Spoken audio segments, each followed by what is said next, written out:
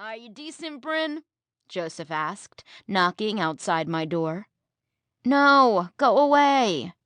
"Come on, don't make me come in there and get you again," he threatened, while I rolled over and threw the comforter over my head, only delaying the inevitable. 1, 2... I heard the doorknob twisting. "Last chance, Bryn."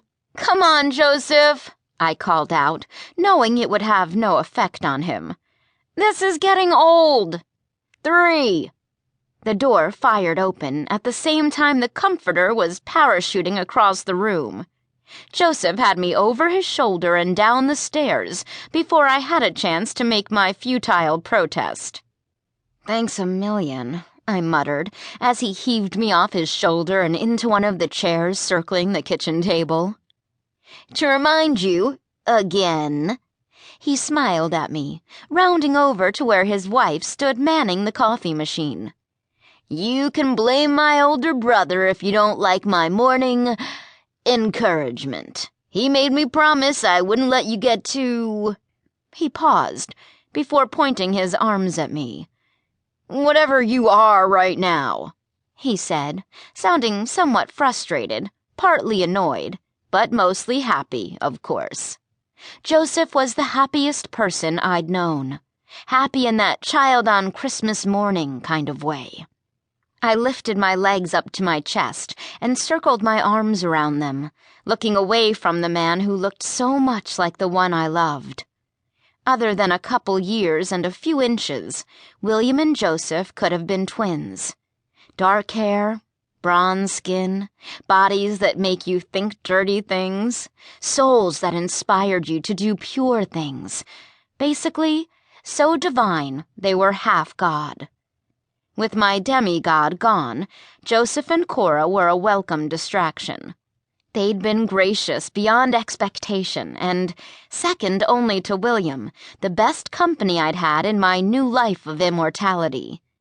They loved easily, didn't keep pretenses, and were the only ones in the Hayward family, Patrick aside, who hoped to see William and me together one day in the official way our council seemed hell-bent against allowing us. Oh yeah, that was one of the other thorns twisted in my side. Immortals had their own kind of government, in the form of 7 senior immortals elected by their individual alliances. Seemed logical enough, except the council presiding over our alliance wasn't being logical about William and me being together. "You're right, I'm being a pain," I admitted, as I did every morning since I'd been sequestered to their home hundreds of acres from the one William stayed at with his father and brother Patrick. The council seemed to think it was too much of a temptation for us if we were under the same roof. They were right. "You guys are the best. I don't know what I'd do without you two." I smiled an apology between them. "Sorry I've been such a grouch to be around lately. I just can't believe how long he's been gone this time." I winced just thinking about it. A whole month. Cora glided across the kitchen and set a mug as tall as it was wide down in front of me, wrapping one of her china doll arms around my shoulders. "No need to apologize.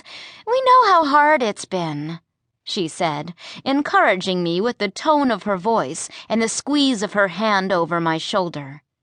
"He's been away so long, I'm getting close to going mad missing him myself." Joseph mumbled to himself while he poured a cup of coffee. It was out of place. He never had a cup of coffee with his girls, as he called us. He obviously had something to add to our morning talks that circled around things as trivial as the color Cora should repaint the kitchen, to my anger at the council for keeping William away on back-to-back missions. I knew it was his duty. We were guardians tasked with preserving and protecting mortal life. But no other doctor in our alliance was gone a third as much as William had been as of late.